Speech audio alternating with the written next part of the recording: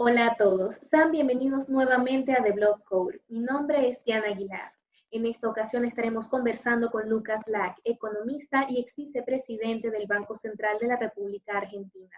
En esta conversación con Lack estaremos cubriendo puntos álgidos en la realidad actual económica del país sudamericano, el cual se enfrenta no solo a la mayor deuda externa de Latinoamérica, sino también a los embates económicos con la pandemia de COVID-19. Asimismo, con la que estaremos hablando acerca de cómo el público argentino puede anticiparse y protegerse ante este panorama económico tan complicado, incluyendo alternativas financieras como criptomonedas y stablecoins. Antes de comenzar, les presento a mis patrocinantes, Leden.io. Leden es una plataforma excelente y sencilla que permite realizar créditos y ahorro con Bitcoin. La plataforma de Leden permite acceder de forma rápida, sencilla y segura a liquidez en dólares, así como sacarle el máximo provecho a tus activos digitales. Ahora sí, vamos a la entrevista.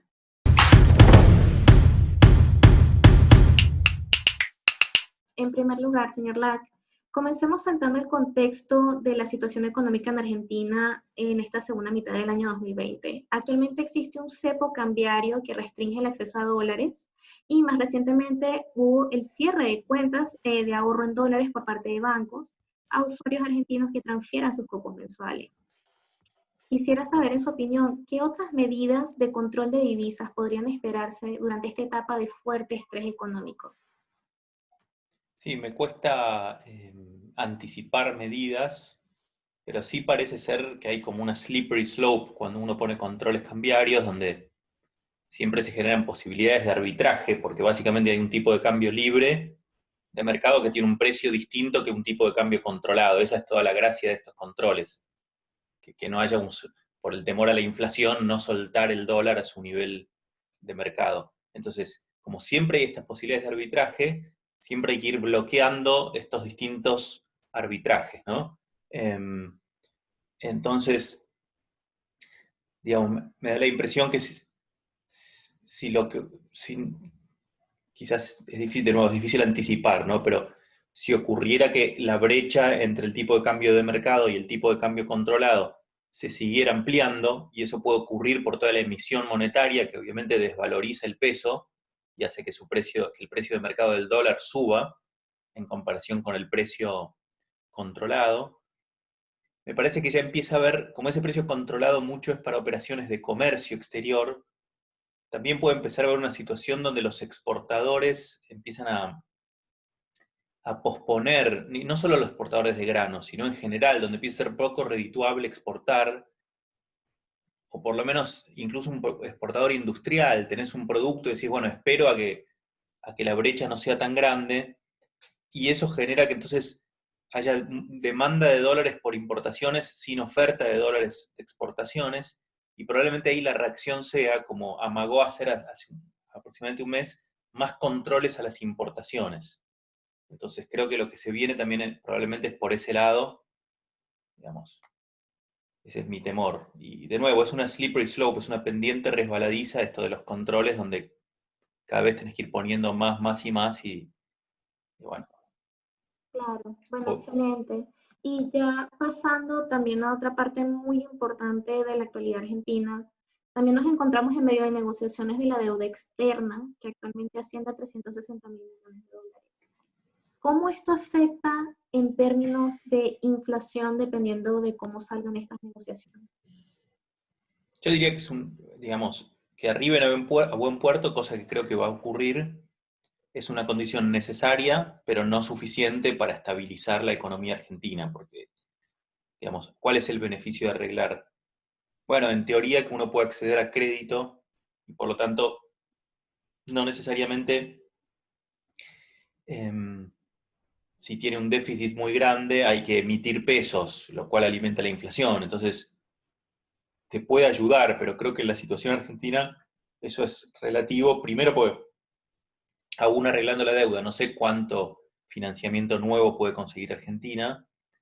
Y segundo, porque el déficit ahora es muy grande como resultado del COVID, etcétera. Entonces, una cosa es si ya tenías un mercado de deuda funcionando, y otra cosa es tratar de crear un nuevo mercado de deuda en un contexto tan difícil. Entonces, parece difícil que Argentina evite expansiones monetarias continuadas y por lo tanto, si bien la inflación depende de muchas cosas, pero una es esa, eh, por lo tanto, no sé cuánto puede ayudar a estabilizar la inflación. Sí a generar algo de confianza en los títulos argentinos y que tengan tasas más razonables. Excelente. Bueno, entonces en ese caso, las perspectivas, al menos de cómo van a afectar estas negociaciones al público argentino, permanecen quizás en stand-by, de qué podría realmente suceder, al menos en lo que es el impacto al peso argentino que está circulando actualmente. Sí. Y hablando de eso, y regresando un poco también a lo que ha sido los controles de divisas, actualmente no existen cifras de cuánto ingreso recibe el Estado del comercio con criptomonedas, que es una parte que ya se ha venido regulando desde 2018 aproximadamente. Pero también vemos la presión de control de divisas caer sobre casas de cambio que operan en el país. Y está la opinión de que los controles de compra y venta de dólares impulsarán el uso de alternativas independientes de servicios financieros institucionales, pasando a alternativas como las criptomonedas. En su opinión y en su experiencia, ¿qué comportamiento se puede prever del público argentino con estas restricciones de cambio? Sí, puede ocurrir algo así, digamos. Cuando pones restricciones, restricciones, restricciones, por algún lado eso ocurre, que es lo que se llama el dólar blue, el dólar en efectivo en Argentina. Eso es lo tradicional de Argentina. Criptomonedas. ¿Puede el gobierno bloquearlo como bloquea las operaciones digitales de cambios? Ayer vimos, por ejemplo, todos obstáculos a las transferencias en dólares, incluso en la Argentina. ¿Podría bloquear, por ejemplo, la interconexión entre plataformas de venta de criptomonedas y el sistema de transferencias? Digo, eventualmente lo podría hacer, decir, los bancos no pueden conectar a una plataforma. Eso podría ocurrir. Pero ¿por qué hay un punto donde la criptomoneda sobrevive aunque el dólar digital no sobreviva? Porque, bueno, en el extremo uno puede, digo, hacerle una transferencia cambiaria a alguien, una transferencia, perdón, monetaria, una transferencia de pesos, y a cambio que el otro le entregue una criptomoneda. Es bastante parecido a lo que sería una operación de dólar blue, salvo que tiene este componente digital. Entonces, creo que sí, que todas estas restricciones impulsan al mercado del dólar blue, que es el en efectivo, y al mercado de criptomonedas también. Por ahora en su variante vía plataformas, pero también en su variante P2P, en su variante local Bitcoin, en sus variantes, digamos, más propiamente descentralizadas, ¿no? Entonces eso podría ocurrir, sí. Eso es un punto bastante interesante, ¿no? Las alternativas a las que se puede recurrir, especialmente porque acá en Argentina, bueno, ya existe como una cultura de Ah, de desconfianza desconfianza. a la banca, ¿no? Claro. En su opinión, aquí ya un poco fuera del guión, en su opinión, ¿cómo esta ya desconfianza que existe ya desde el famoso suceso de 2001 en Corralito, cómo eso ha impactado en la forma en que los argentinos se acercan a los servicios financieros o los servicios financieros se acercan a los argentinos? Sí, esencialmente, digamos, el sistema financiero argentino es transaccional. Entonces, cuando dice desconfianza y la gente no usa los bancos, creo que hay que distinguir. Me parece que en Argentina sí se usan las transferencias bancarias, etcétera, para lo transaccional. Y se usan bastante y vemos que incluso ahora las nuevas plataformas, Mercado Pago, etcétera, la gente usa eso, pero no lo usa para ahorrar. O sea, tu riqueza, en el caso de los argentinos, no está o está en una fracción muy menor en los bancos, o está en caja de seguridad, o está en los colchones, o está en el exterior, o está en criptomonedas. Entonces, creo que criptomonedas, por una cuestión de acceso y de que evita estos temas de confianza en los bancos, puede ir ganando protagonismo a partir de un nivel muy bajo, ¿no? Porque no es que hoy como proporción de los ahorros argentinos las criptomonedas son relevantes, ¿no? En ese sentido creo que la novedad de relativa novedad de las stablecoins es favorable porque, salvo para el muy especializado, digo, invertir en Bitcoin u otras criptomonedas menos conocidas que son muy volátiles, no es tan atractivo para Doña Rosa, como le decimos acá a la persona de a pie, mientras que las stablecoins tienen más ese atractivo, entonces eso puede ocurrir. De nuevo, creo que a su vez lo que tiene la criptomoneda respecto al dólar en efectivo como ventaja es que no tenés que trasladarte para hacer la compra, o no necesariamente. Entonces, por eso veo que si uno dice, bueno, ¿qué características únicas tiene una stablecoin para la Argentina? Y yo diría, es el único activo que es estable, digital, y lo podés comprar a distancia, eventualmente con una transferencia bancaria, al menos entre P2P, digital y legal, porque no es ilegal hacerlo. Entonces, y sin confiar en un banco en el que probablemente desconfías. Entonces, ese conjunto de características creo que hace que sea algo atractivo eh, potencialmente para el ahorrista argentino. Muy interesante esa opinión.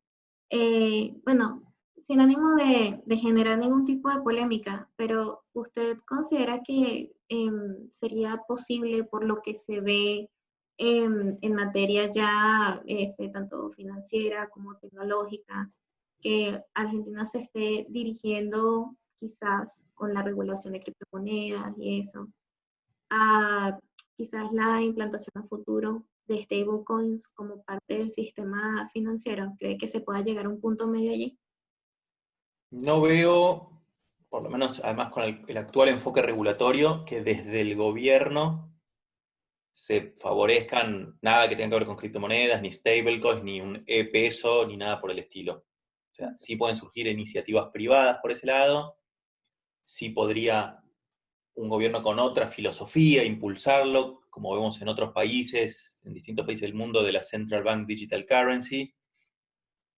Argentina no lo veo. Si bien paradójicamente creo que el problema dramático argentina de la inflación, digo, una solución imaginaria tiene que ver con stablecoins también. Puede ser stablecoin de dólar, puede ser, a mí me gusta más la idea de un stablecoin vinculado a la región, porque para que esa moneda flote de acuerdo a lo que pasa en la región, que en el fondo para Argentina sería más lógico, eh, quizás a nivel de algún distrito de Argentina, ¿por qué no pensar que la ciudad de Buenos Aires, que es casi la capital de Sudamérica en el sentido de la cantidad de inmigrantes sudamericanos que tiene, no hay muchas que tengan de tantos países, digamos, en Sudamérica, ¿no? Por supuesto, Miami. Digo, ¿por qué no una stablecoin pensada como para, desde esta especie de capital de Sudamérica hacia Sudamérica? No sé, hay muchas cosas que uno puede imaginar, no lo veo ocurriendo con este gobierno, francamente. Vale la pena preguntar. Y bueno, muchísimas gracias de nuevo por tu tiempo. Una última pregunta. Este, Encantado. Vemos que Argentina registrará un 5,7% de recesión y 10% de desempleo este año, según proyecciones del Fondo Monetario Internacional hasta ahora. ¿Cuáles previsiones económicas pueden tomar los argentinos para protegerse en este futuro escenario? Sí, primero 5,7 va a ser mucho más que eso la caída en Argentina. Encima la pandemia se está empezando recién ahora a complicar realmente, como pasó en el resto de los países de Sudamérica. Eh, Ayer por primera vez superamos los 100 muertos diarios. Entonces esto va a ser largo, me da la impresión, ojalá esté equivocado. La caída va a ser mayor y no, va a ser un año durísimo para los argentinos, como es para otras partes del mundo, pero con algunas características peculiares. Y el problema, uno de los problemas peculiares que tiene Argentina justamente es que está pasando por esta pandemia con una emisión monetaria muy, muy grande, que en algún momento eso va a generar un salto inflacionario y eso va a extender la caída de ingresos reales que hoy está enfocada en los informales y en los empresarios pymes. Lo va a pasar también a los empleados formales que van a perder salario real por la inflación. Entonces, Digo, no sé mucho cuáles soluciones hay, mucho es una solución macroeconómica y la idea de una orientación, que no veo de mucho, pero aunque hubiera esa orientación, la verdad que es un impacto muy grande, lamentablemente, y lo que hay que imaginar es como dar por perdido este 2020 y pensar qué agenda construye Argentina hacia el futuro, ¿no? Porque la verdad que la situación a fin de año va a ser muy grave, me parece, lamentablemente. De acuerdo. Bueno, cerramos con esa proyección que No todos muy esperamos feliz. no sea exactamente Exacto. acertada, pero Y eso inevitablemente posible. es una época muy difícil, pero bueno, mi consejo a tu público también, que seguramente hay gente que criptomonedas, que sigan con la innovación. Digo que hay muchas, digo, las criptomonedas no solucionan todo, pero hay muchas cosas en las que se puede contribuir. Eh, Creo que un tema clave es esto de la interoperabilidad entre criptomonedas y el sistema en general, todo lo que contribuye a eso, y hacer que las criptomonedas al público es algo valioso y que puede ayudar, por ejemplo, al ahorro. Entonces, hay mucho por hacer realmente. Ahí tiré un tono un poco más optimista, por lo menos, para el final. Bueno, se aprecia. Muchísimas gracias por su tiempo, señor Lack. Al contrario, gracias a vos, Diana. Un gusto conocerte. Hasta luego.